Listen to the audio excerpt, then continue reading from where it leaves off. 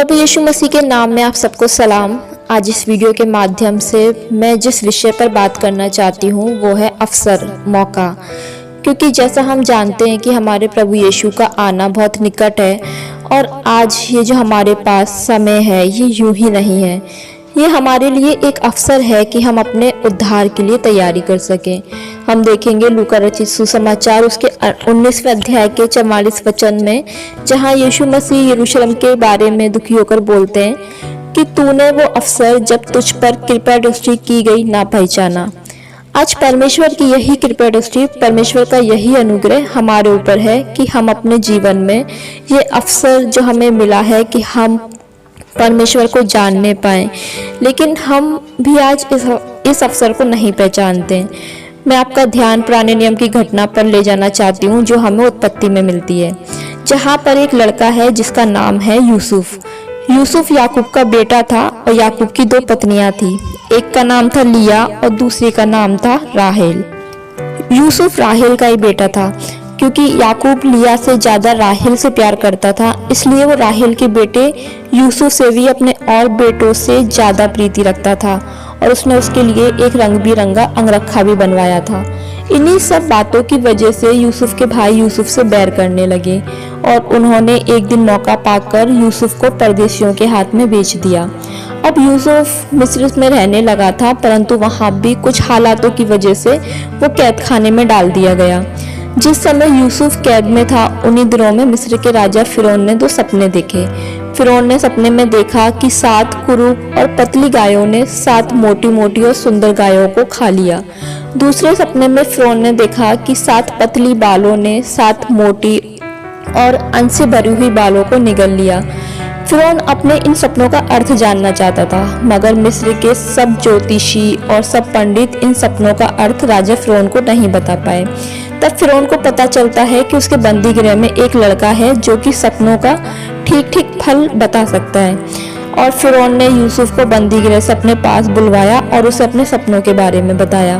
तब यूसुफ ने फिरौन से कहा कि 7 सुंदर और मोटी गायें और 7 मोटी और अन्न से भरी हुई बालें सुकाल के 7 काल हैं। मतलब सुकाल के वो 7 साल हैं जिनमें सारे मिस्र देश में बहुतायत की उपज होगी, मगर 7 पतली व क्रूप गायें अकाल के वो 7 साल हैं जिनमें भयंकर अकाल पड़ेगा और इनमें सारी उपज और सारे देश का नाश होगा। तब फिरौन ने देखा कि यूसुफ के साथ परमेश्वर का आत्मा है और वो बहुत समझदार और बुद्धिमान है, इसलिए उसने यूसुफ को मिस्र देश का प्रधानमंत्री बनाकर उसे सारे देश के ऊपर अधिकारी ठहरा दिया और मिस्र देश के हर एक काम को यूसुफ के अधिकार में कर दिया। बिना यूसुफ की आज्ञा के मिस्र में कुछ भी नहीं होता था। अब सुकाल के 7 सालों में यूसुफ ने हर जगह से अनाज बटोरा और उसे मिस्र में जमा करता गया। उसने इतना अनाज जमा किया कि वो मिस्र में बहुत ज़्यादा हो गया कि गिनती से बाहर था। और इन 7 सालों के बाद जब अकाल का समय आया, जब अकाल के 7 साल आए, तब वो अपने इस जमा अनाज को बांटता रहा। अकाल के इन 7 सालों में पृथ्वी के सारे देशों में अनाज खत्म हो गया, परंतु मिस्र देश में अनाज की कोई कमी नहीं हुई, कोई घटी नहीं थी, क्योंकि यूसुफ ने सुकाल के समय को व्यर्थ नहीं जाने दिया। उसने अपने अवसर का सही उपयोग करके इतना बटोरा कि उसके अकाल के समय में उसके पास कोई घटी नहीं थी। उसने सुकाल के समय में बहुतायत से बटोरा ताकि वो अन्न के अकाल के समय में काम आ सके। आज हम मसीहों के लिए भी ये सुकाल का समय है, क्योंकि आज हमारे पास परमेश्वर का वचन बहुत आसानी से उपलब्ध है। आज हर जगह अलग अलग माध्यमों से परमेश्वर के वचन का प्रचार किया जा रहा है। ये सुकाल का वो समय है जिसमें परमेश्वर का वचन रूपी अन्न बहुतायत से उपज रहा है। मगर हम जानते हैं कि सुकाल के समय के बाद एक समय अकाल का भी होगा, जिसमें परमेश्वर का वचन मिलना बहुत ही मुश्किल होगा और तब हमारे पास बटोरने का मौका है और तब हमारे पास बटोरने का भी मौका नहीं होगा। तो आज ये हमारे पास अवसर है कि हम अपने समय का सही उपयोग करें और परमेश्वर के वचन को बटोरें।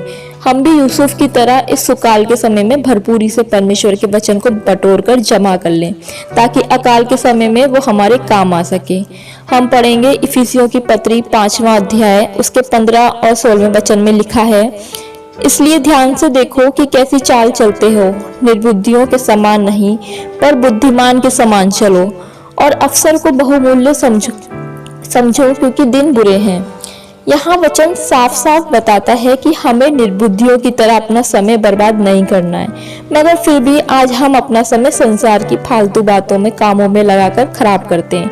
हमारे पास हर काम के लिए समय, हमारे पास घूमने फिरने का समय है, मोबाइल चलाने का समय है, टीवी देखने का समय है, बहुत ही ज़्यादा सोने का समय है, दोस्तों से गपशप करने का समय है, मगर परमेश्वर के वचन को पढ़ने का, उससे बात करने का, प्रार्थना करने का, वचन पे चिंतन करने का और परमेश्वर को और जानने का और उसके साथ अपना रिश्ता बनाने का हमारे पास बिल्कुल भी समय नहीं है। जबकि वचन बता रहा है कि निर्बुद्धियों के समान नहीं बल्कि बुद्धिमान के समान चलो।